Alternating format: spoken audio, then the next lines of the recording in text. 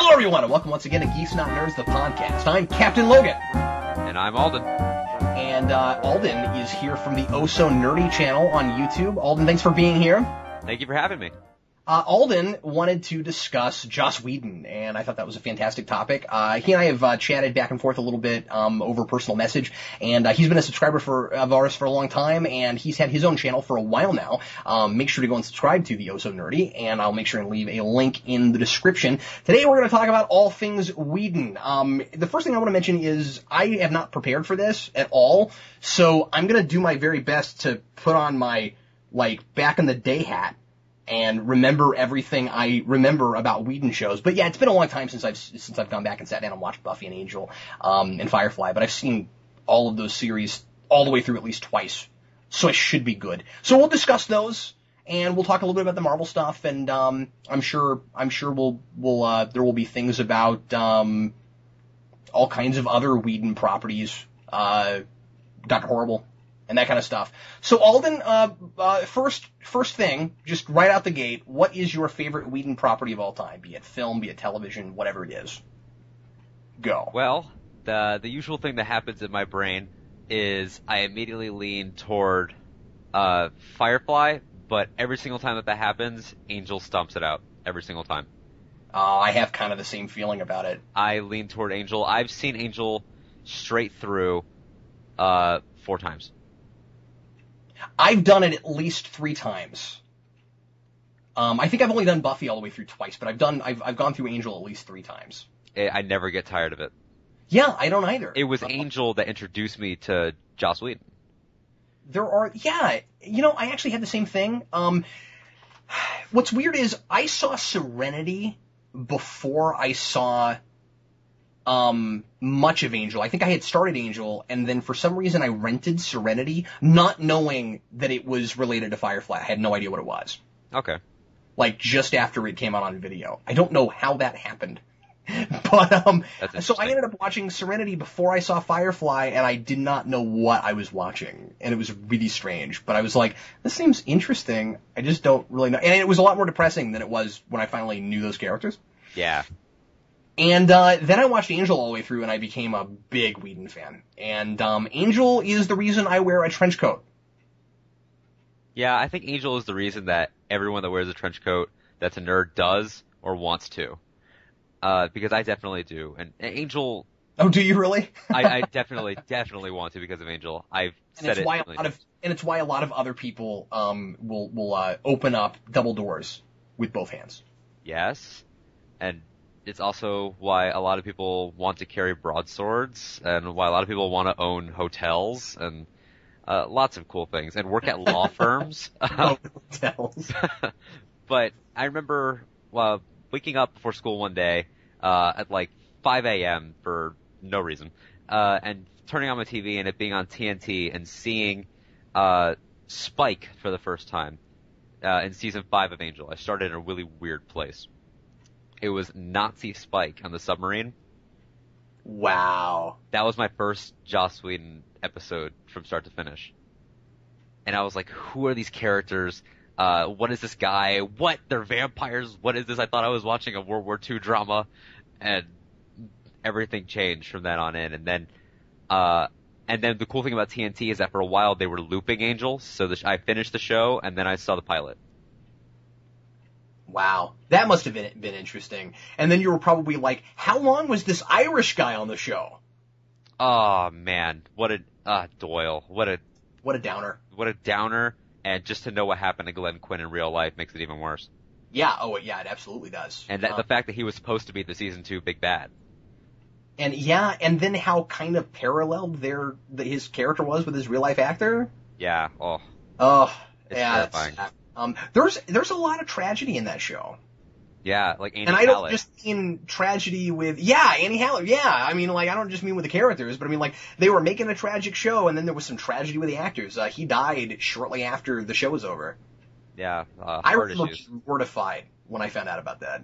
And especially because, Lorne being, the giver of hope in the group, and kind of the one who was always, staring down evil, with peace and with fun and love. It hit even harder than I think Glenn Quinn did. And one of the saddest things in the entire show is, and I mean, like, we're gonna obviously talk about all kinds of things and spoil whatever, so, Yeah. you know, but, so, like, you know, if you haven't seen any of this stuff, you probably should not listen to this podcast, but Yeah. it is one of the saddest things in the whole series is, in the last 10 minutes of the finale. Yes. When the pacifist is given a gun. Yep. And has to shoot down the evil lawyer. I was not sure about the return of Lindsay until that moment. Yeah, and then when he says one last job, and he's like, "You were never part of the solution." Yes. And then he says, "Angel kills me, not a flunky. Angel kills me," and that's his last words. That sticks with me. And then Lorne has to leave because Angel went over the line, and that was the last thing he could do. And then his "That's all, folks," or line, and just walks out. Oh, I forgot about that. Yeah. Oh man, we're 6 minutes in, and I'm sad again. I know. I'm already like, well, time to watch these again. Yeah, you talk about Whedon, and you're gonna get to the tragic stuff fast. Which is one of the things I've always loved about his writing and his stuff. And I mean, like, I don't want to give Whedon all the credit for all those moments because obviously he didn't write every episode of everything he did. In fact, most of those shows, he would write 2 or 3 episodes a season or less. But one thing that I always thought was wonderful about him is the way that he balances comedy with drama and with tragedy, and how he can make you laugh so hard and make you think you're just watching a sitcom without a laugh track. Yeah, that's a really interesting way to describe it. I never really thought of it that way. I mean, and balancing, humor and terror and tragedy, it really is like the core element of his work, and to me it is the tragedy and the humor combination that is the most attractive thing to me. Like, some people go to Whedon for the sense of family, which is definitely there in all of his work, but I definitely gravitate more toward the idea that sometimes even these heroes are denied peace at every turn. And that's why my favorite character in every single Joss Whedon work is Wesley Wyndham Price. Easily. Except for the ones that he's not in. But, well, no, yeah. But boy, I love Wesley in Firefly. I love Wesley in Avengers. Hey, he's in that. He's in. I just thought of that. I set you up for that. Yeah, you did. But yeah, out of all of them, Wesley is my favorite original Whedon character. So I gotta ask you this then. Were you in the camp that was totally fine with how dark he went in Angel, or did you not like that? In fact, that is my favorite character arc out of all of Whedon's work, and if I ever meet Mr. Whedon, that'll be the one thing I ask him, is what inspired that, and how involved were you with that, and, that kind of thing.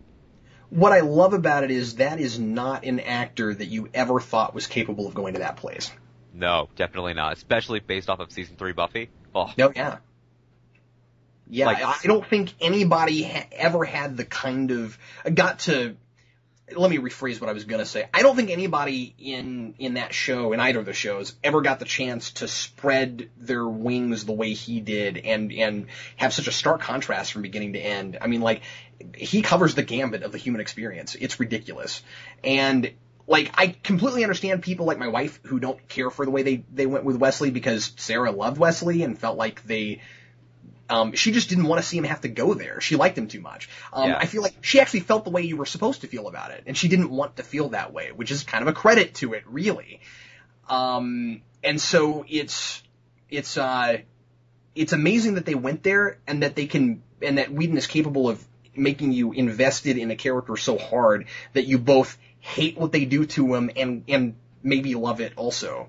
Exactly. At least that's what I have with it. I totally have that too, because I like season 3 Buffy goofy Wesley, and less goofy but still very goofy season 1 Angel Wesley.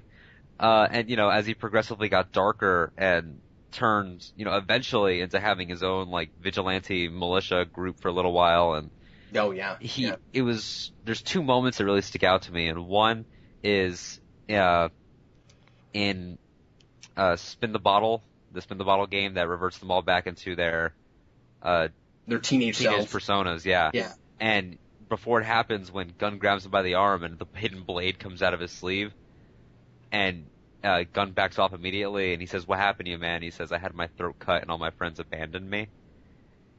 And then the second moment being when he shoots the android pretending to be his father and unloads on him and won't stop shooting, like won't stop pulling the trigger even after being out of ammo, and then throws up. Yeah. Immediately. It says so much. And I was taken aback by that completely. Well, and those were moments where you realized he hasn't turned into it. He's made a transformation, but he's still the same person. Yes, exactly. Which is, they could have easily went off the rails and just made him a Whedon Batman.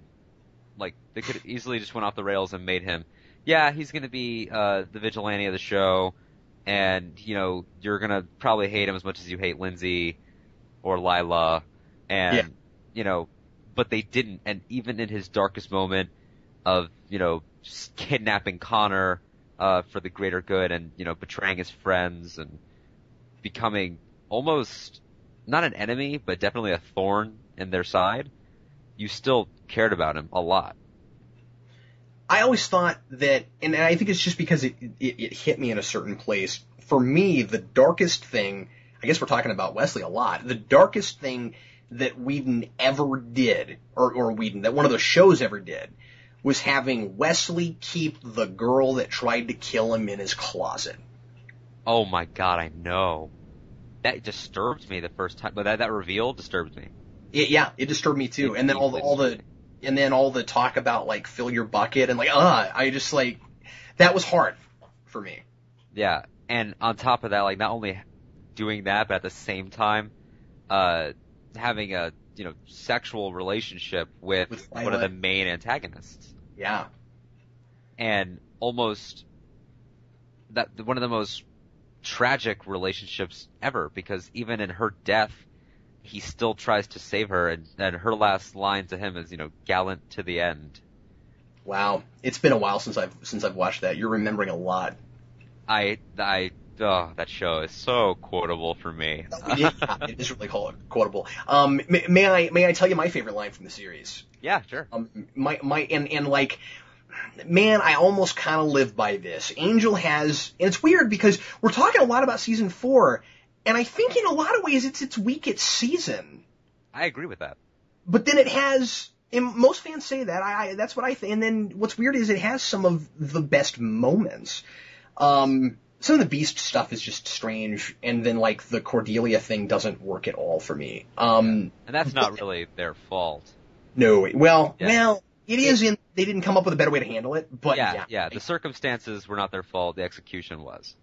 My favorite line in the series is when, Angel, gets brought back by Wesley from being underwater, buried by his son. And he takes Connor aside, and he says, I want to say this is that scene, and he says, we live in the world the way it should be to show it what it can be. Yeah. That's a fantastic line. And Lindsay harkens back to that when he's in prison and they want to recruit him for the final battle. And he says something along the lines of, I can't remember the exact quote, but he says that Angel's a true hero because heroes don't accept the way the world it is. Yes, that's right. And in that way, it's kind of, well, obviously it's a show about the hero's journey, but a redemptive journey, and it's kind of, you know, it walks the line between being a superhero show and just a regular drama in a lot of ways, or a regular, like, you know, kind of horror fiction thing. Yeah. And so, like I don't know, I feel like never have I seen a character's ideology summed up in a single line of dialogue. Yeah. I would also, the companion line for that would be, for me, in season 2 of Angel, the character of Kate, who is almost like the female Commissioner Gordon of the show. Yep. For a while, she attempts to commit suicide because of events involving her father and of some vampire attacks and stuff. And Angel is able to burst into her house and save her without being invited in. Yes.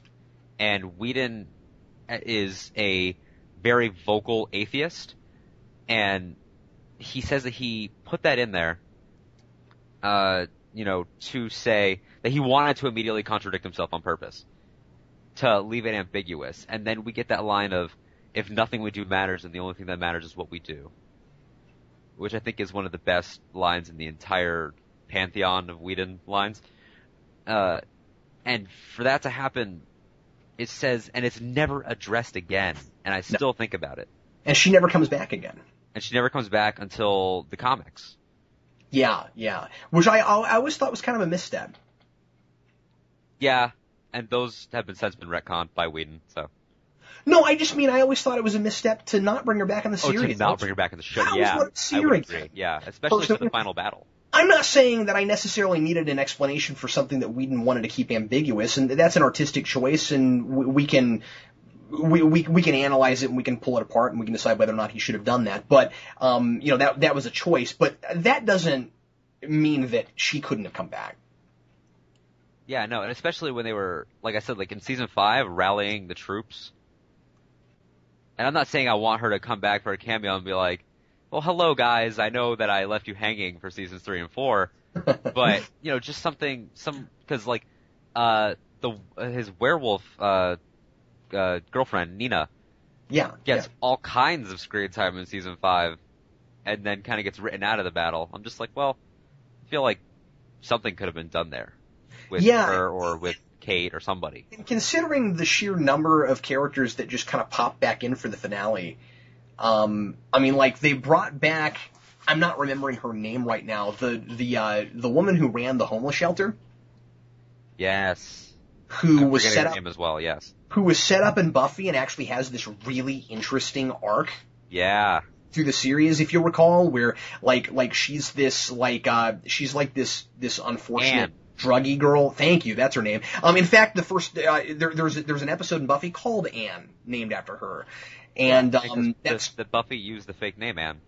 Yep, because that's not her real name. And then she has a thing with Buffy, and she was like this. I think she was kind of this druggy girl that was running with the wrong crowd, that kind of thing. She was in that vampire worshiper cult thing. Thanks, that's what it was. And then later on, she grows up and runs a homeless shelter and becomes good friends with Gunn. And I thought it was really cool we got her in the finale, but I kept wondering where Kate was. It was like, I would have done something with her. Yeah, I definitely would have as well. But who knows? It could have been an actor thing. I don't know. Yeah. I'm not into it. What's interesting is watching Angel seasons 1 through 5 and then watching all of Buffy. Yes. Because of things that tie in like that. Did you do that? Did you watch Angel did. first? Okay, I did that too. And then eventually I finally went back and watched them together the way that they're supposed to be watched, because I thought that'd be cool. Yeah, I've done that as well, which is an interesting experience. Yeah. Especially because it matters for a season or two, and then it doesn't matter at all. And then it matters again, and then it doesn't matter at all. Yeah. There's a lot of that. Because there's like 2 or 3, I guess there's 2 instances of crossover in the first season. Yes. Like once the split happens, Angel comes back when Buffy's started her relationship with Riley in college. Yes. Angel comes back and like there's that hilarious scene in the hallway with them, and then he leaves again, and Buffy shows up for the Faith 2-parter, which is awesome. And one of my favorite episodes of the whole series still. Yeah, the Faith 2-parter is so good. Eliza Dushku should have had Faith the Vampire Slayer. Yeah, and it almost happened. And it almost happened, yep. And I cared more about that than even seeing the Giles show that was supposed to happen, Ripper. Yeah, I forget the Giles show almost happened on BBC, yeah. It was supposed to happen on the BBC, that's right. I would have loved that as well. But I would have gone with Faith if I had a choice. Eliza Dushku is so good as Faith. So much depth, even in the small amount of episodes that she actually gets. And it was fun that she finally got her own show with Whedon with Dollhouse, though I didn't like it that much. I didn't like it that much at first. I've still never finished it. I liked the last several episodes of the first season, and I just have never gone back and finished it. I like Dollhouse conceptually. I like a lot of the actors in it, but some of the smaller episodic plots lose me. Okay. I think the big arc and the big ideas and the themes of creating humans and identity and everything are things that Whedon has touched on. You really got to explore them there. Yeah, which was great. But there are some episodes do you recall the season 1 episode of the guy who hunts women for sport? Yes. I thought that he was such an uninteresting villain that that episode lost me, even though thematically it was dealing with some cool things. I didn't think that show even began to sort of feel like a Whedon thing until the episode where there's all the interviews with people that think that the dollhouse is real. Yeah. And then all of a sudden I was like, oh, it is a Whedon show. Okay, I get it now. Yeah, it definitely, it found its stride a tad too late, and, you know, as we will touch on later, Fox had to nix it, so. I think one of the worst moves he ever made was getting in bed again with Fox. I don't know why he did that. He regrets it so much. I bet. And every panel that I've seen with Whedon where it even comes up, and he's gotten snarkier and snarkier over the years about it. I guess it just eats away at him. Well, and he can say anything he wants to now. Yeah. Oh. He's so far away from them. I mean, he's in such a good position. Yeah, who cares? He can say anything he wants to now. Although I do have to say this about Fox. They are changing something there that I am kind of impressed with them for doing, because they have always had this terrible reputation of canceling shows before their time. And what they're doing now to kind of try to combat that is they're greenlighting miniseries. Which is interesting, like the 24 series? Yeah, and there's a couple other things like that too. They appear to be doing kind of a potpourri of those. And I think that the idea, I've not read into this, I mean, I've not read about it, but it seems to me like it being Fox, maybe they're thinking, okay, if we give these creators a miniseries and tell them this is how many episodes you have, create a full finished product, you know where your ending is. So you don't have to wonder, am I going to get renewed, and it mess with your storytelling. And then if it's really popular and they want to give you another miniseries, you can do it, like a season 2. I think that's fantastic. Yeah, that is a really interesting idea. And it definitely... It's a lot fairer to the creators. It's a lot fairer to the creators, and from a PR standpoint, I get it. Oh yeah, me too. Because there are people, I'm sure, obviously the people that were running Fox during the cancellation of Firefly are not the people that are running Fox now. But right. There are faces from back then that are probably still there and realized what they have done. And yeah, so well, you've never seen a 13-episode show like Firefly turn into what it turned into. Yeah, never. And I mean, that's crazy. It just, and I guess we're moving into that fan favorite now. Oh, sure, why not? Yeah, well, I can go back to Buffy Angel a bit later, but there's so much there. Yeah, exactly. There's so much everywhere. Much there. By the way, I'm sorry. Before we do that, I want to mention this about Angel before I forget, just in case I don't get a chance. You and I'm not making this up. You and I had such a similar experience with Angel. With how we discovered it, because I too happened to turn on the TV one day and saw Spike in 5th season Angel for the first time. Wow. Yeah. Actually, I wasn't flipping channels. I thought I had taped an episode of Smallville, and I had accidentally taped Angel. Yay! And I watched the first 15-20 minutes, and it was the episode where he first shows up and he's a ghost. Oh, awesome. And I was like, this is really interesting. I don't really know what's going on, because there's obviously plenty of continuity that I'm not familiar with, but this is interesting. And then I never went back to it. And it wasn't until 2 or 3 years later that a friend of mine lent me all of Angel and said, you've got to sit down and watch this. And I did. And when I finally got to 5th season and got to that episode, I went, oh my god, I forgot that happened. Yeah. Well, actually, now that you mentioned that, it's really eerie that we would have such a similar experience with our first exposure. And I didn't go back and watch Buffy until after I'd seen Angel. You and I had really similar viewing experiences. There is one detail that I forgot, that years prior to my Angel experience, this is probably why Buffy was on the air, like while it was happening.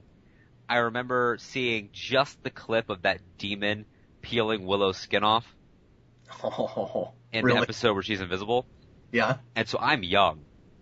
Yeah. Like, Buffy ended in 2003, and I'm 17.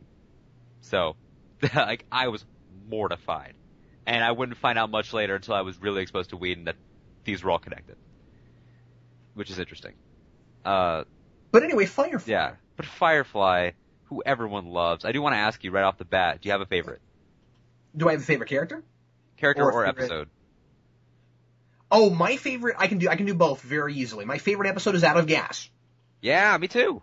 Yes, wow, you and I, this is interesting, alright. My favorite character is not usually anybody else's favorite character. My favorite character is Shepherd Book.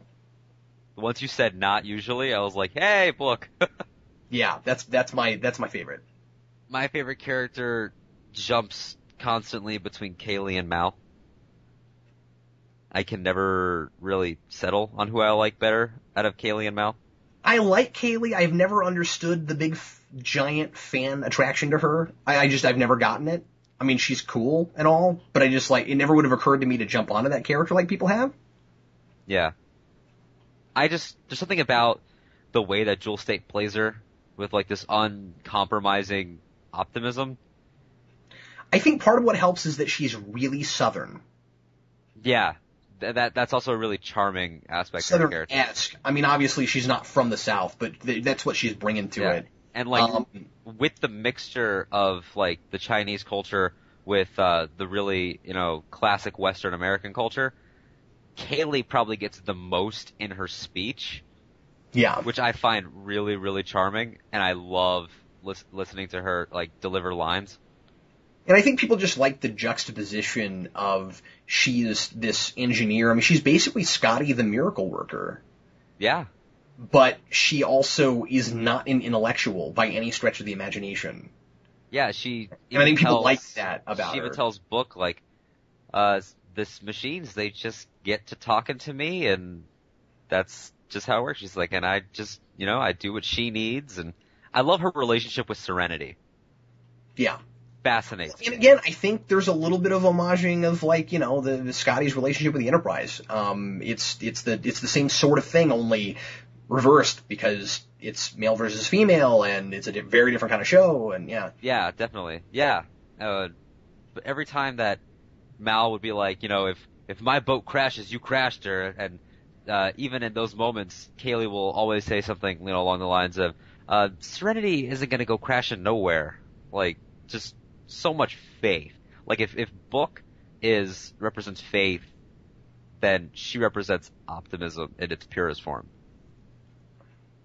Which is charming in a show that can be as pessimistic and gritty as it is. Well, that's what I like so much about Book, because I don't know if he actually represents faith. That's what's so interesting. Have you read The Shepherd's Tale? Yeah, I have. Okay. I'm just saying I have that. In fact, I think one of our subscribers sent me that and let me keep it, which was one of the nicest things anybody ever did because I really liked it. But I guess I'm just going with and I know those things are considered canon now, but I guess I'm just going with what's on screen. Okay. When you're watching that series, and then of course he gets, killed off in the film, when you're just watching the series and you don't know what his background is, and there's all this talk from outsiders that come in that's not a shepherd, you have to question everything he says. Yeah. And that's one of the places where the series, optimism and pessimism both being present at the same time is really encapsulated. Because you've got this guy that seems to really, really believe what he believes, and yet maybe it's all a front. Yeah, definitely. And especially seeing how heavily he influences other characters, it makes you almost worried when you think about it that way. It makes you uncomfortable. And then in places where you find out that, like, he can, he can fight and he can kill people and he won't hesitate to kill people. And yeah, when he says, he has one of the most humorous and mildly disturbing lines where he says, God never said anything about kneecaps. Yeah, I forgot about that. Ugh. I want to tell you what I like so much about Out of Gas. That is one of the coolest ways to frame origin I've ever seen. Yes. And I mean, I guess I've seen it in other places. I guess just for a TV show like this, I really liked it because we already had gotten a lot of stuff about these characters, and then in one show, I mean, that was like, second to last episode? Yeah. Not that they knew it necessarily. In one episode, we find the kind of a clever device to give these really short, brief, simple origins, not of who these characters are, where they came from, but simply the first time they boarded the ship. Yeah, and the origins are so for everyone that was there, like Wash is hilarious, and Kaylee's is hilarious, and plays into her the sexual tension aspect that comes with her relationship with Simon later, and one of the most beautiful things in any television show I've ever seen, and Whedon himself describes it as probably as the moment that encapsulates how he feels about Firefly as a project, is when Mal looks across the ship lot and sees Serenity sitting there. Yeah. And he said that is the closest thing to a pure love story that he's ever put down on paper.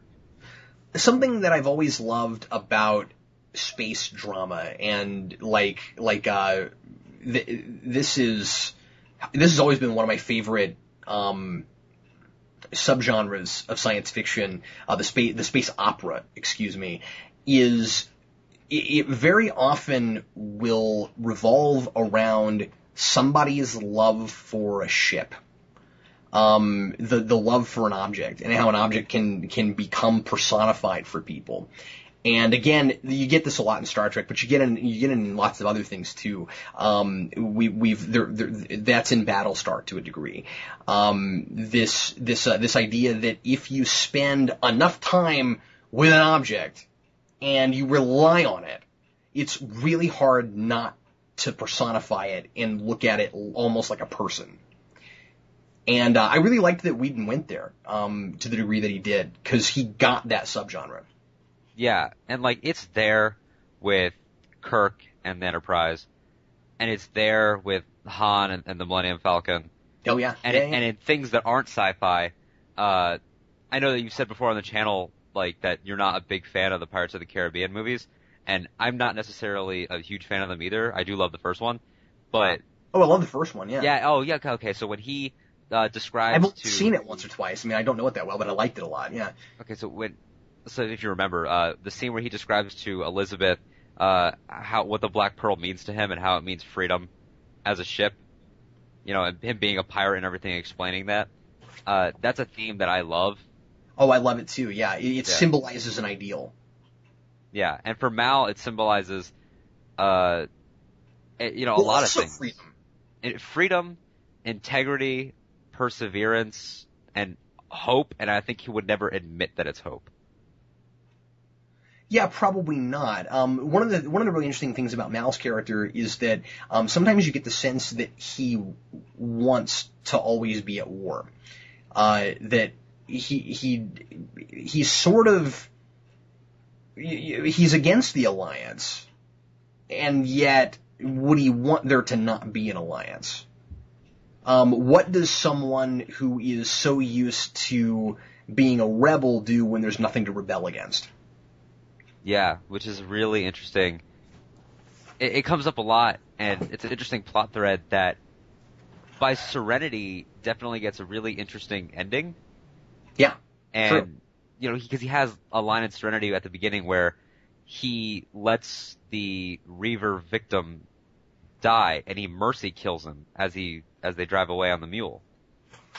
And then he tells Zoe, when she interrogates him about it in the hall, he says, we got a job, we got to make good. And that's all he really thinks about it. But you could tell, and he's like, the mule wouldn't have carried more. And she's like, but there was one more seat. And he's like, well, what were we supposed to do? Dump the money?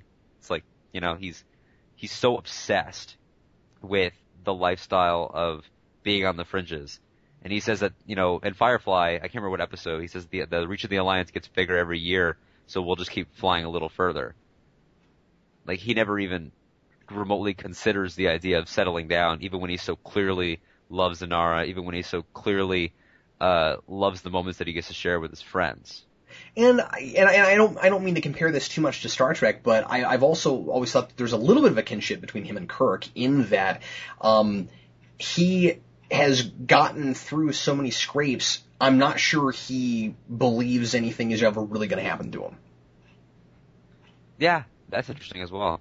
There's a little bit of that where what I mean is when the line you're talking about where he says we'll just keep going further and further, it's like it never dawns on him that I mean this is his life, this is the world he lives in, but in reality someday there will be nowhere else to go. Yeah, and I don't think he sees. Not only I don't think he realistically sees that limit, but at the same time, it's one interesting thing that I've thought about is maybe he knows that eventually he'll go down fighting and he's okay with it. Yeah. Yeah, and that's the difference between him and Kirk is that he doesn't have that eternal optimism. Yeah. But he also loves this lifestyle so much that he'd rather die than it change. Yes, exactly. Yeah. Which is really interesting, he's almost like if Han Solo never had the character arc that Han Solo has. No, I've never thought about it like that. That's really interesting. Yeah, and you know, Nathan Fillion cites Harrison Ford's performance as Han Solo as like the biggest influence on Mal. And like just even his physical mannerisms and everything, but yeah, when I look at episode 4 Han Solo, I see Captain Mal in the sense that, because a lot of people don't know that, like Han Solo again, this is all expanded universe stuff, that Han Solo was a cadet for the Imperials. And that's his origin, and Chewbacca was a slave that he saved and everything, and he very much has that, you know, keep flying outward, keep smuggling, keep on the fringes, keep life exciting. I think that him and Han, to an extent Kirk as well, and, you know, you're obviously the bigger Trek guy probably than everybody, so you can attest to this, is that they live on an adrenaline rush that they're kind of addicted to. Yeah, that's true. Which is really interesting. And which is why Mal remains one of the most interesting protagonists ever. For me. Well, and what I like about it is, you know, they've got their sense of idealism, and they can be really benevolent characters, and you know, obviously they're brave and all of that. But then it's like, are they doing it when they're being heroic? Are they saving other people, or are they doing it for themselves? Or when they save people, is it for them or is it for themselves?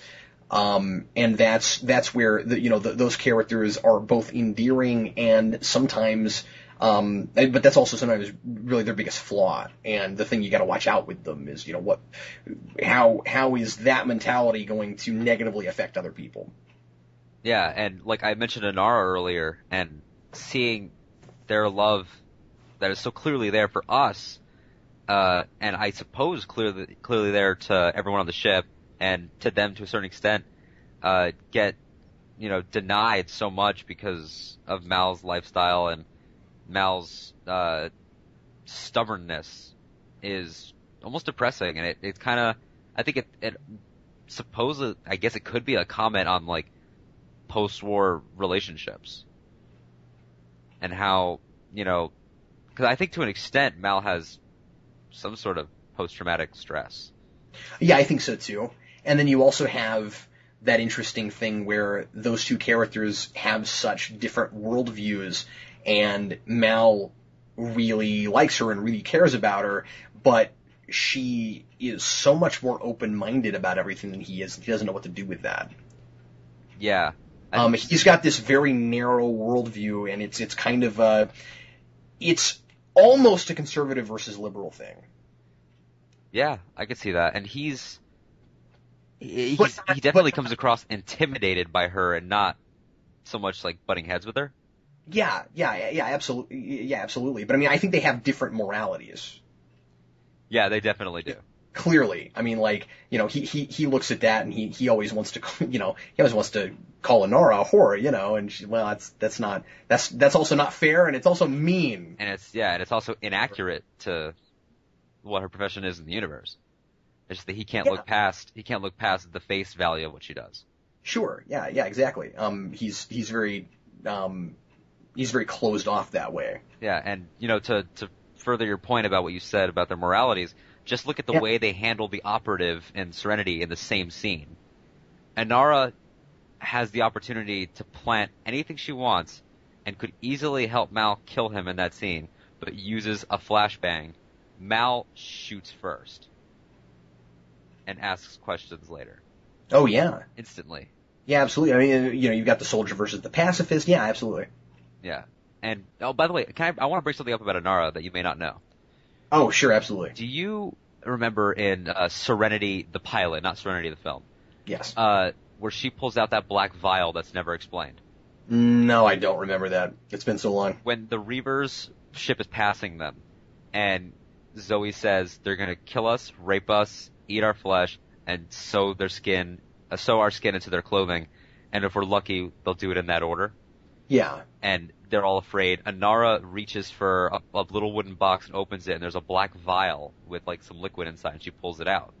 Okay. And it's never explained. And Whedon had said for years, it was going to be expanded upon later, and we just couldn't get it into Serenity. But who knows? Perhaps in a comic storyline, we'll talk about it. Well, there was a Firefly reunion at San Diego last year, and Nathan Fillion revealed what it was going to be. Oh, really? It was a plot thread that was never picked up, that Inara was dying the entire time. Really? Inara had been dying through all the episodes and through all of Serenity. And that was going to get picked up on in later seasons. And what that was a suicide vial, essentially. And what it would do was be that it was a suicide vial. So it was anyone that raped her after she consumed that liquid would die.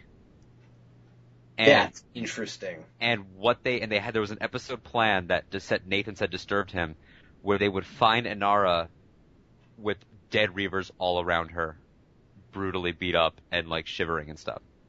Oh man. And they were gonna do that. What? Yeah. Wow. That's where that was going.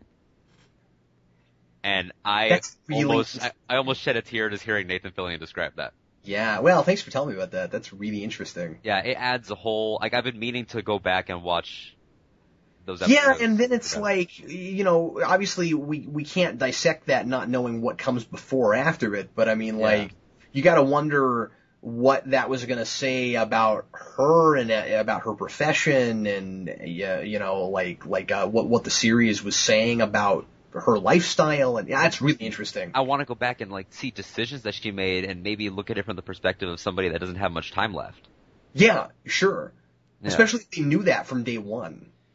Yeah, that was always in his plan, apparently. That's really cool, knowing that it wasn't especially knowing that it wasn't an afterthought. Yeah. Unfortunately, that was just one of the many things that they didn't get. Like, the reveal of the origin of the Reavers that we get at the end of Serenity. Yeah. Was, I think Whedon said, the season 3 finale? Yeah, I had heard him say that Serenity gets us through 3 seasons. Yeah. But I always thought it was amazing that he was able to pack as much in that movie as he could and still make it paced fairly evenly. I love that movie so much. I do too. I really do. I'm glad he didn't try to pack the Inara thing in there also, though. And he didn't even touch on Hands of Blue. He acknowledges that there are things he had to drop. Yeah. But I think he made the best decisions. Well, some of the best writers are people who can part with great things. Very true. People who see that the potential of something, or are in love with an idea, but there's just not room for it, or it affects the pacing of the piece too much, or there are myriad different ways to cut things. But one of the most important things to know as a writer is that you can't be too in love with anything, because you've got to be willing to cut when it's got to happen. Yeah, and it's a layered movie. It's dense. It puts action beats exactly where they need to be, and I don't feel the least bit hesitant when I say that the Operative is one of the best villains of the 2000s and possibly in any movie I've ever seen. I think he's great. I was really impressed that Whedon was able to make that work again, just to make all that story stuff happen in one movie. And his he always methodology. Gotten another one. Because if he could get through 3 I guess 2.5. I mean, if he could get through that much in one movie, imagine where he could have gotten us in a second one. Yeah, but just the Operative's lines and like his ideology. Where he says, I acknowledge I'm a monster, but, what I do is necessary. Yeah, he And- says necessary. And he says, Mal says, I don't murder children. He says, I do, if I have to. Yeah. And I love at the end and every exchange between Chiwetel Ejiofor, that actor, and Nathan Fillion is so well played. They have great chemistry. And when he says, do you know what your sin is? And Mal says, well, I'm a fan of all 7, but right now I'm feeling its wrath. It's such great interaction. I love that villain. Whedon was always relatively good at villains. Some work out better than others. I thought that Buffy often, I thought that the whole big bad idea was its biggest curse at the same time as one of its best ideas. Yes, it was.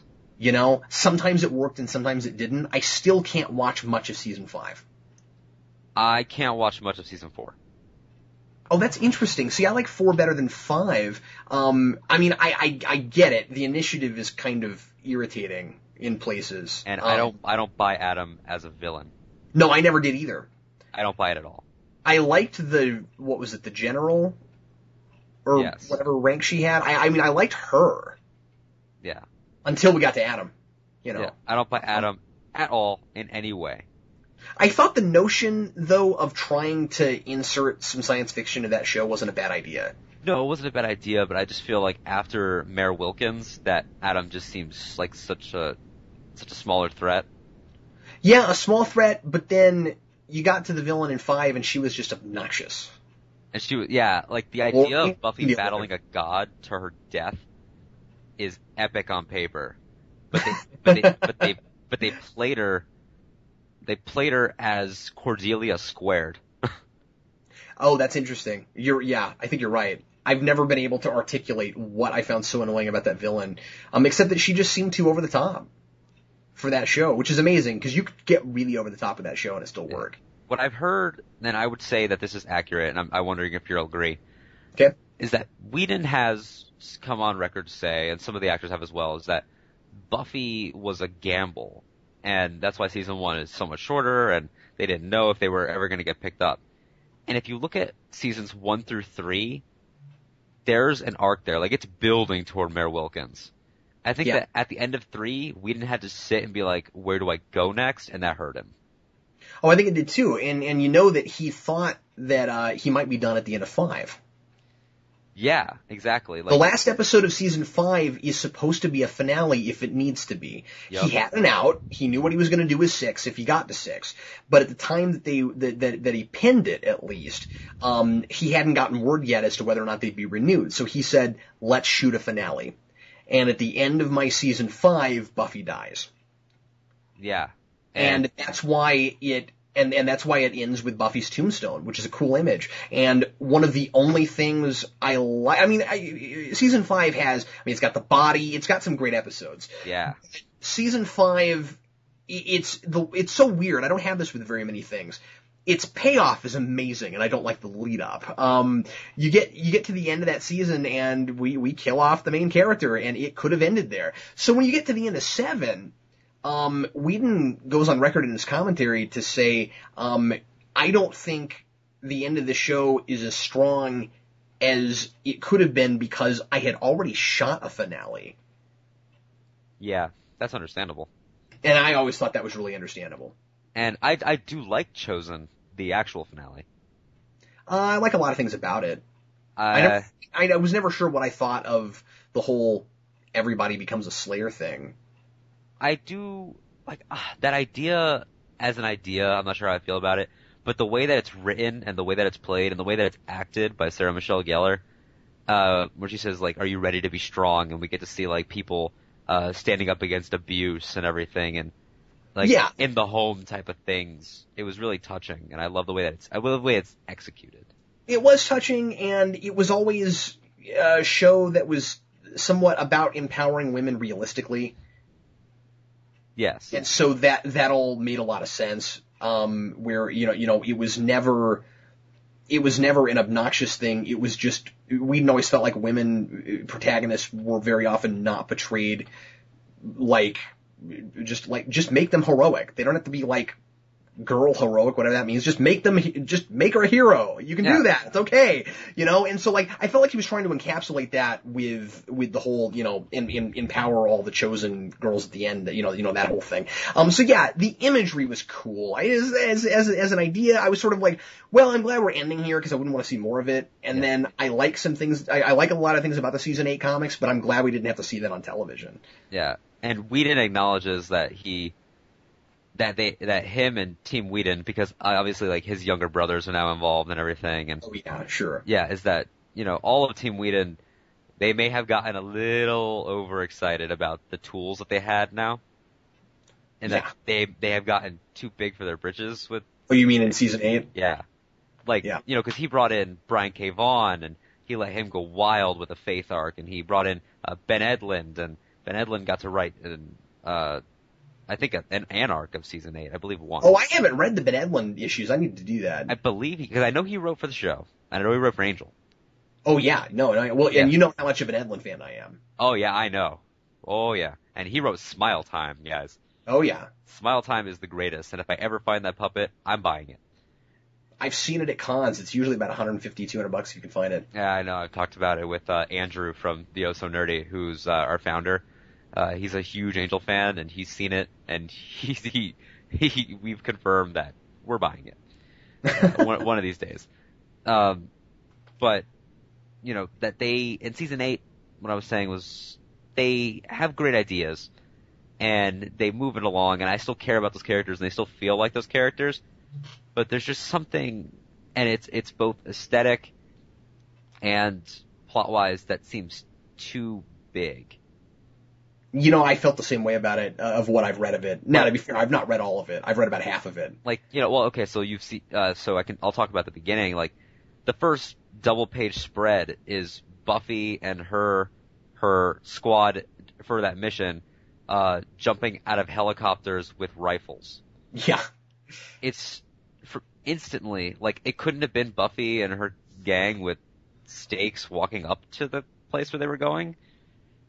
It kind of felt like Whedon was like, I'm not restricted by budgets, I should go to town. And now he's even said that he's realized that maybe having all the toys in the toy box is a good thing, but you don't have to play with all of them. Yeah. You leave, you pull them out when it's time to. Yeah. But, you're not going to pull out the soccer ball right when you get up in the morning. It's just like, just whatever you need for the time you need it. I would have, well, I don't know. You might do that if you really like soccer, but it might be too cold, so you wait, Yeah, right.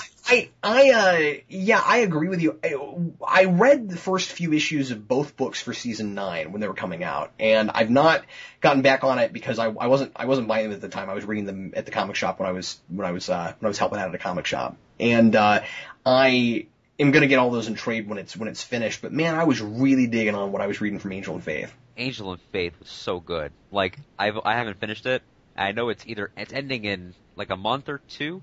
I'll definitely pick those trades up when they come out. But yeah, I only read about the first 9, but then just for money reasons, I was like, I'll just wait for the trades. And a lot of the times the Buffy stuff reads better that way anyway.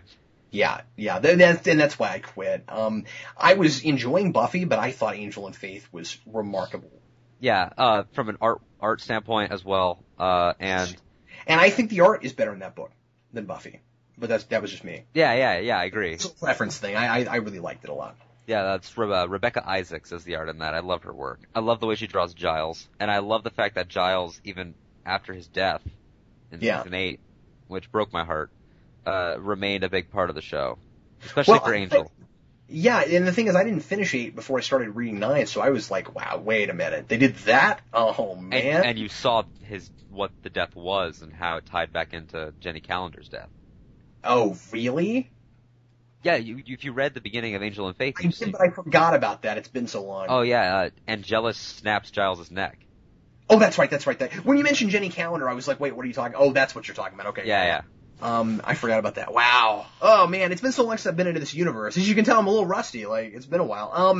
Why don't we're almost at an hour. Why don't we briefly discuss a couple other major things that we would be remiss at not mentioning.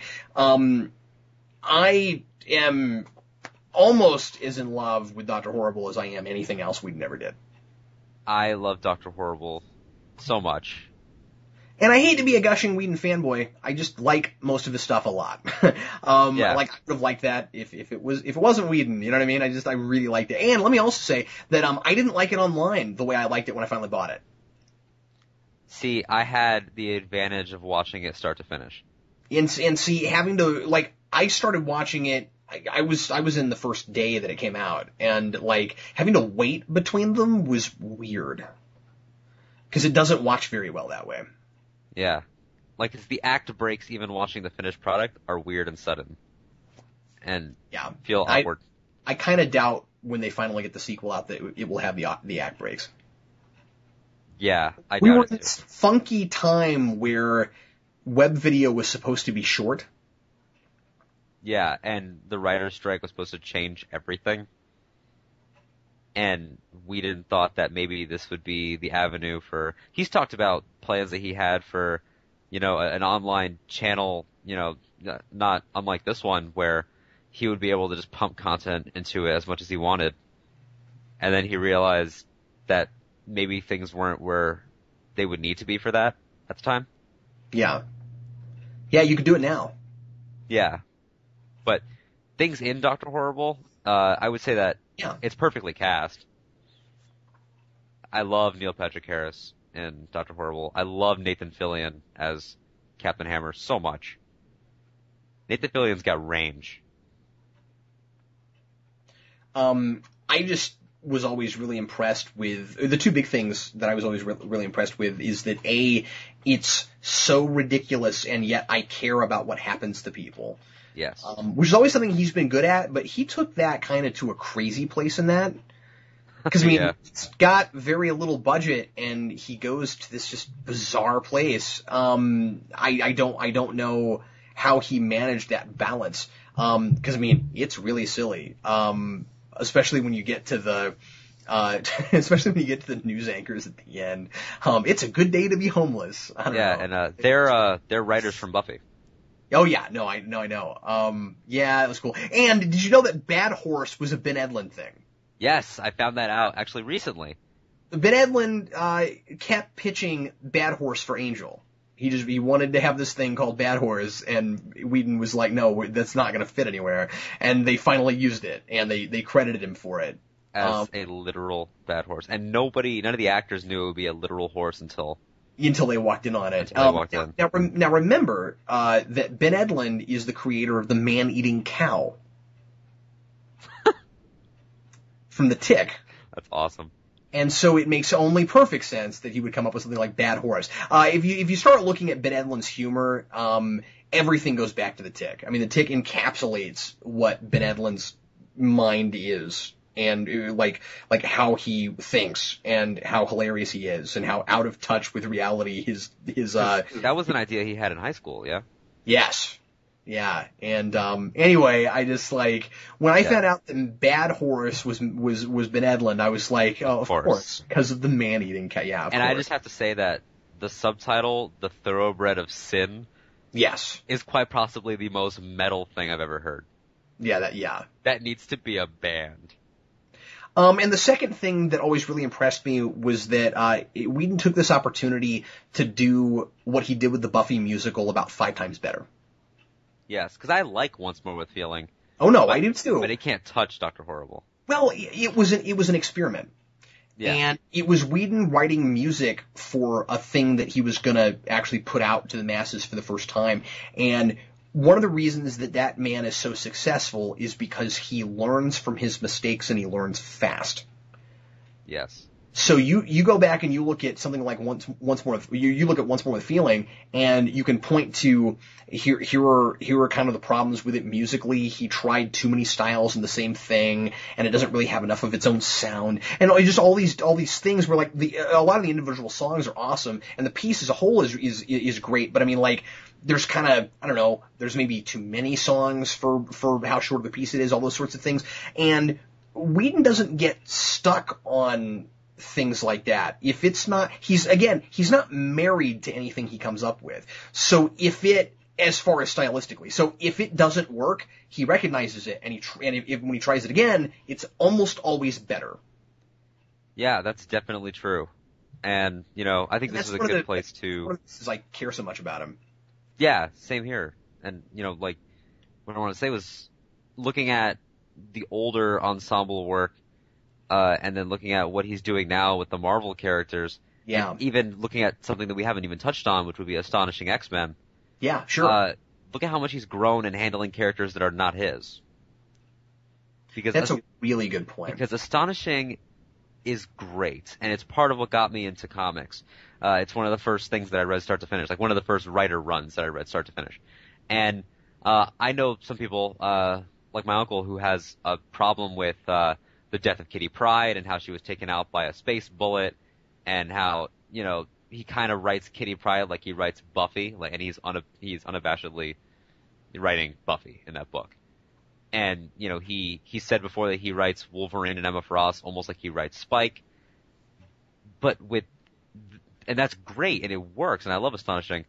But with the way he wrote the Avengers, I know it's Whedon just based on the wit of the dialogue and the depth of the characters, but I also don't look at any of them and think, it's kind of a rehash of X, Y, or Z. Yeah, I don't either. For the most part, I mean, the one big thing people said was, "Oh no, he's got to kill someone off," and that wasn't even his idea. He didn't even want to do that. Yeah, that wasn't even his call. And when they did that, when they came to him and said, in fact, from what I read, that was the only thing they told him he must do. Yes, it's true. And when that came down from on high, and Whedon said, "But just understand that when I do this, everyone's gonna say, 'Oh no, it's Joss Whedon. He always kills someone.'" And he's actually voiced to fans, at the San Diego 2012 panel and at his Nerd HQ panel, and he said to fans that have asked him about killing characters, he's like, "I'm not mad at you, but I would like to say I'm getting kind of tired of being known as that guy." Yeah. Well, in a way, he's done it to himself. Yes, it's true. He's also the guy, and something that we touched on earlier. Again, I don't want to gush and act like I never have any problems with anything Whedon ever writes. One of the things he does sometimes that I think has become a bit of a kind of stereotypical Whedon thing is that he can't let couples ever stay happy. Yep. And I understand why he does that, because in a lot of cases that's real life. At the same time, sometimes couples really do stay together and stay happy. It can happen. It's okay. It happens. But the thing about it is he'll do it, and a lot of the times it's to kind of subvert expectations. Oh no, I didn't realize this person was going to die here. Or I didn't know they were going to break up here, and then this person was going to go here. The problem is he's done it so many times that it gets to where every time you put somebody together, you're just expecting it now. Yeah. And that can be a little bit problematic. I'm waiting for the Whedon work where you're expecting him to break these people up and they stay together for like 5 seasons. I'm really looking forward to seeing what he does with relationships on Agents of S.H.I.E.L.D. I am too, and another relationship that's also Marvel that I'm looking forward to seeing how he handles is Bruce Banner and Tony Stark. Yeah. Because while not romantic, yeah, it is an extremely close, there's a mutual, mutual respect there. They admire each other in different ways. They have a lot in common. They have a lot in common. But I'm waiting for Banner to go over the edge and seeing how, because it's the Hulk, and I'm assuming it'll happen in one of these Avengers films. I'm waiting to see how Whedon will write Tony Stark dealing with that. One of the things I mentioned earlier is Whedon's ability to see his mistakes, and he doesn't always do this, certainly. Like I just said, I think that he breaks up relationships too fast, too quickly, very often. I mean, it works a lot, but then at other places it doesn't work. For instance, I would have kept Gunn and Fred together, at least longer than he did. I thought when they finally broke it off, it was a little too forced, and then getting him and getting Fred and Wesley together was something you always wanted to see happen, and then we got to see it for about 6.5 seconds. And can I just say before you move on with your point, yeah, absolutely. that Go ahead. When A Hole in the World makes me cry. Yeah, no, it does me too. Every time I watch it. Seeing him hold her, and then read her, what does he read her? A Little Princess, I think? I forget. I believe it's Little Princess. Out of his infinite textbooks, which are awesome. and Yes. she dies and becomes Illyria. And then when he dies and she says, "Would you like me to lie to you?" And she becomes the fake Fred. Yeah. I cry again. It is, and I've watched those episodes back to back just to torture myself. But man, that is the most heartbreaking thing relationship wise for me. And to know that if we got the season 6, which he had plans for, because he said season 5 was his Godfather. It was at the end that now we take care of all family business. Was his idea. And, just taking out all the members of the Circle of the Black Thorn. For season 6, and the reason he didn't get it is really weird, and we don't know all the details, but apparently he approached them too early about getting a renewal. And somehow that influenced their decision to not give it to him. Which is weird and unjust, but we don't have the whole story. He wanted to separate Fred and Illyria for season 6, and have Amy Acker play both roles. I heard that. Yeah, that would have been neat. And we didn't get to see it. Yeah, well, I think a lot of people would have liked Illyria more had we gotten to see that. Because I think a lot of people's problems with Illyria was, why did we have to get her and lose Fred? Yeah, I like Illyria. I think that she does have some evolution, and I like her by the end. Yeah, there's merit to that character. Yeah. It was thrown on it. The way it was thrown on us, and again, it was one of those things where a lot of the time when you watch a show like that, you feel the way you feel because you're supposed to. Yeah. And I also think that, and I've thought about this too, and it cheapens Fred's death for me personally to an extent. Like, I'll always be sad about it and heartbroken, but I feel like in a season where we were supposed to see our hero being corrupted and seeing Angel maybe being, inside the belly of the beast and being corrupted by that, and he has to make the decision he could have saved Fred. And then he doesn't for the greater good. I feel like her death was used as a way to reaffirm the viewers, like to reaffirm our faith in our hero.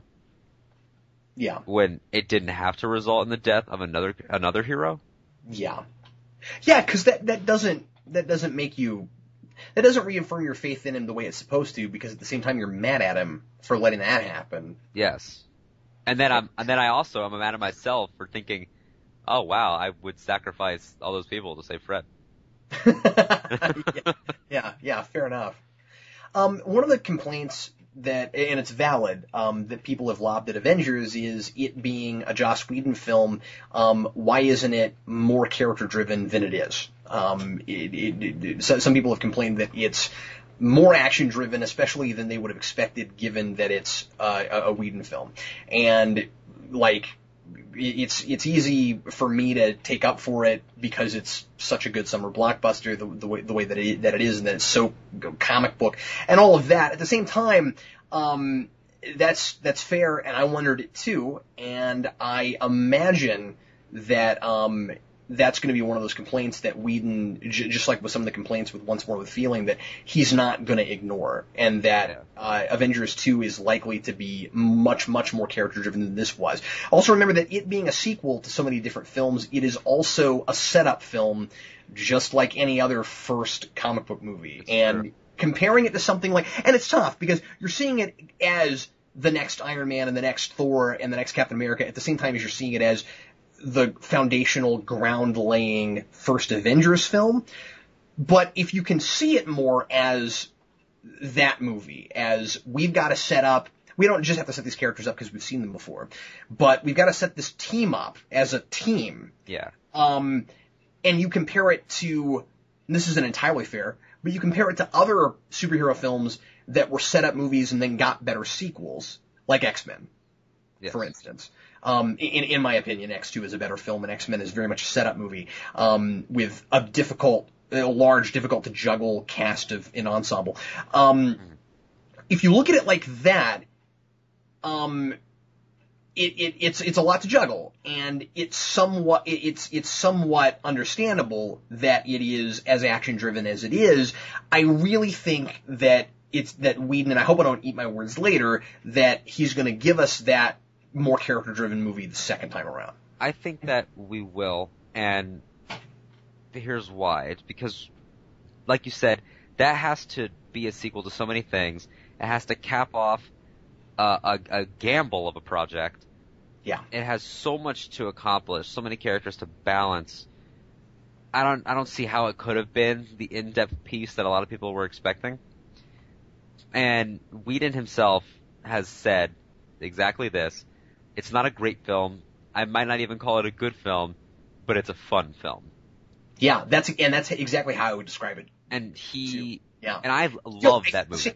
And I feel the same thing about J.J. Abrams' Star Trek to a degree. Yeah, that's fair. That's totally fair. And Whedon has said that he has had moments, and this is an exact quote, and I think it's hilarious. He said, to J.J. Abrams' face at Comic-Con, I have had sheer moments of absolute panic because I love your Star Trek so much. Oh, really? Yeah. Whedon loves Abrams' Star Trek. That's interesting. I didn't know that. And is over the moon about Abrams getting Star Wars because Whedon wanted it. Whedon was very open about the fact that he wanted Star Wars Episode 7. Wow, I didn't know that. In a quote, in this interview that he did, there's a quote that says, he goes, when I heard the news that, Star Wars would be under the same roof that he is right now, he was like, I thought about it and I thought all these ideas and I was going to go for it. And then I remembered that I had this other thing I had to work on. Yeah. Well, and I honestly think that's the only reason he didn't get it. Oh, yeah. I think they would have given that to him over Abrams, or at least that's my guess. Had he not. Maybe not. I want to think that, but Spielberg stuck up for If there were Abrams. two of him, you know. Yes, yeah. But, and I also think that he'll go deeper with Avengers 2, like I was saying, because he has said that Avengers is where you set it up, and you have to have you have to do the dysfunctional family that becomes functional. And that's kind of what you have to do with that. And that's also very Marvel. And that is. And I think that's part of the difficulty of it, because a lot of us are just sort of tired of seeing that story. Yes, yeah, to an extent. But how do you, I'll be happy to go on record to say I'm sick of that story. I was impressed that I liked it as much as I did there. Yeah. But again, there's enough levity there, and there's enough not whining. Performances are all great, and I think so too. Yeah, and so everything there works. But he said that with Avengers 2, you don't go bigger, you cut deeper. And he said that, and someone was like, and he's right. I mean, like that's yeah. And he's like, going bigger is not the goal. And today, I don't know if you read, he confirmed Quicksilver and Scarlet Witch. Oh, cool. Okay. So they're going to be in Avengers 2. And when asked what the plan was, he said, death, death, and more death. And somebody noted that in his reply, death is capitalized all 3 times. Yay! And you know what that means, man. You know what that means. Well, but honestly, I would have been so disappointed if that's not what he did. Yeah. Because he didn't handle that Thanos-death relationship is going to be great. Seeing Whedon do Infinity Gauntlet, I mean, I'm not assuming necessarily that Avengers 2 is going to be just straight up Infinity Gauntlet, but I hope it is. Have you considered that, and I have, and a lot of people have mentioned it, but I don't think I've heard you mention it, that Thanos might be the cap-off to a trilogy and that someone else might be the villain for 2? Oh. I don't think that's what they're going to do. You don't think so? No, I don't. Partly because it's wishful thinking, because I want him in Avengers 2.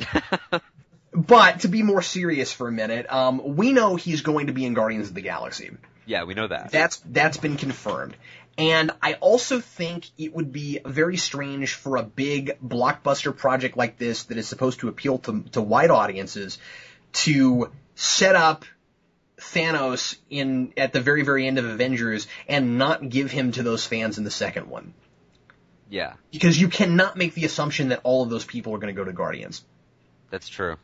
Very true. So I'm only basing it on that logic, that it would be a strange move commercially. Yeah. It's just that, this is definitely from a comic book fan standpoint, it's going to be difficult to go bigger than Thanos spectacle-wise, if you do it too. Yeah, that's true. I also don't know that they're going to be thinking trilogy as hard as everybody else does now, because they're not operating that way. But Phase 3, they have acknowledged that Phase 3 will end in Avengers 3.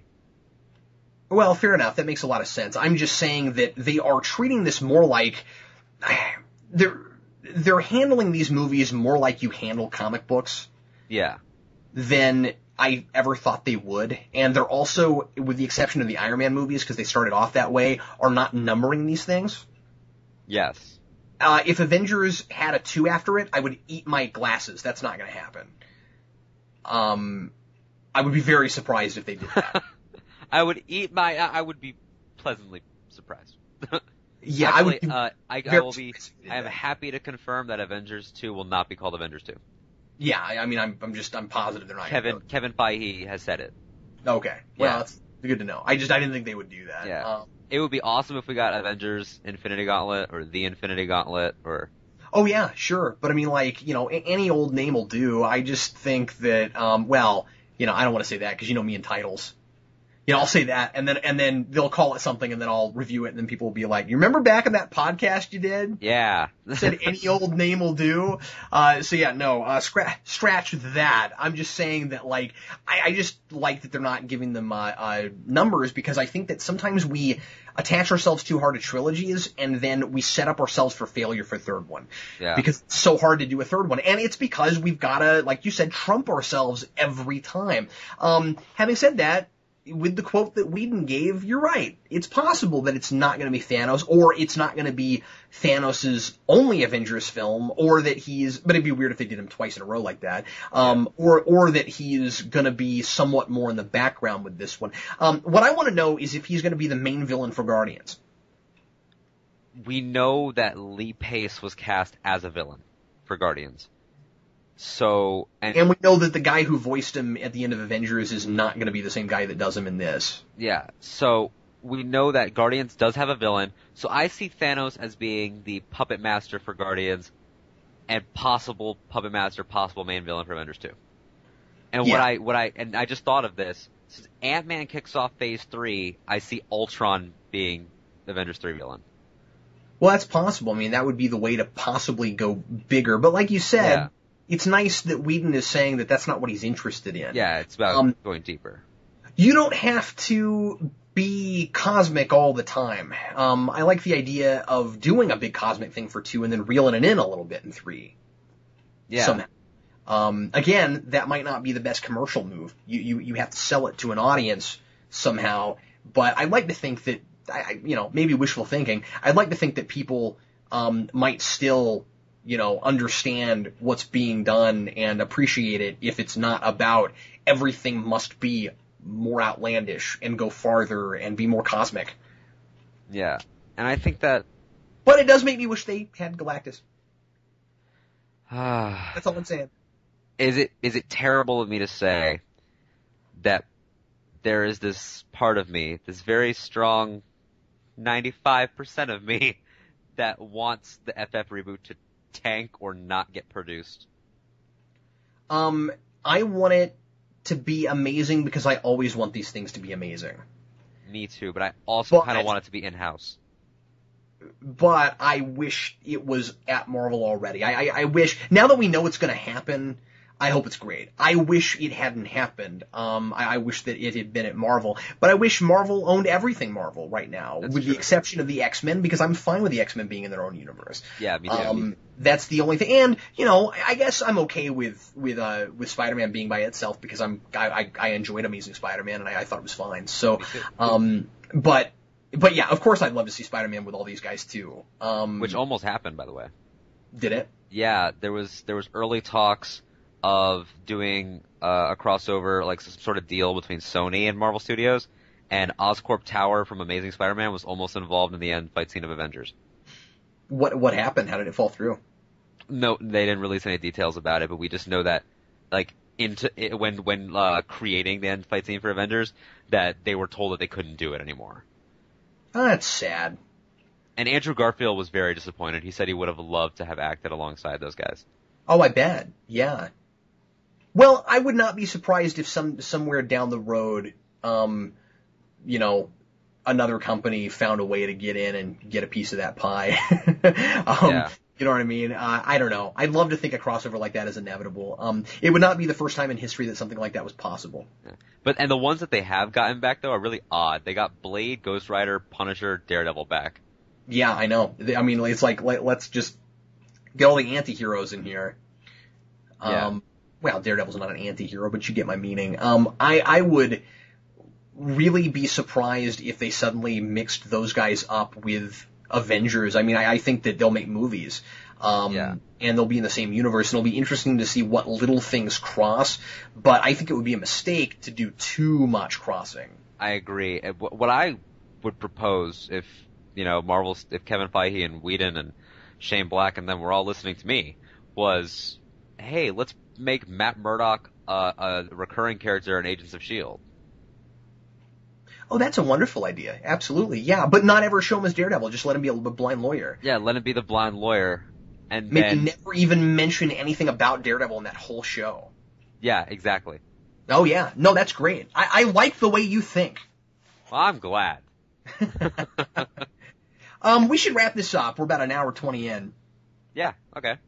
Anything that you really wanted to touch on that we didn't get to? I feel like we ran the gamut pretty well there. Yeah, we actually touched probably everything. So guys, Whedon wrote a few episodes of Roseanne in the 90s. I don't know when Much Ado About Nothing is supposed to come out. It's getting a limited theatrical run in June, I believe. Oh, I bet we won't get to see it. I really hope I do. Sometimes there's a bigger theater that's a little further away that gets some indie. So we get like the Star Trek screenings that you've spoken about happen there. Okay. And we also get like live streamed music events and live streamed plays there sometimes. All the fan stuff, yeah. Yeah, that all happens there. So I'm really hoping Much Ado gets there because I'm really excited about it. Yeah, well, I hope when you say limited, it at least goes to like the little art houses, because I'll get to see it out here in Kansas City. We've got plenty of places that show that stuff. So awesome. Well, I will do my level best to do a review of it then if it comes out here, since it's not getting a big wide release. Yeah, I'm definitely gonna try to check it out as well. Cool. I would love to go back and I guess this will be the last thing I say, which will be a strange last thing to say. I really wonder. I'd love to go back in film history and see if there has ever been another director that put out such a giant money-making movie and then the very next year put out a tiny art house film that was in limited theaters. And what's interesting about it is go even deeper than that. And has there ever been somebody that made that tiny art house film while on leave from that big action film? Yeah. Because he was supposed to go on vacation with his wife and instead decided to do that. Yeah, Whedon is a different kind of director. He really is. And I like that so far it doesn't seem like all of this sudden fame and money is going to his head. Yeah, no, he definitely... He was always... I mean, he's been famous for a long time, don't get me wrong. Yeah. But he went from mostly TV director to like the biggest thing in overnight. Yeah, like he was a cult icon and now he's just an icon. Yeah, well, and like breaking records. I really don't think Joss Whedon ever expected to break records. I don't think he thought so either. Honestly, and the way he talks about Avengers, it definitely doesn't seem like that was ever his intention. It doesn't seem like he ever thought it was going to happen.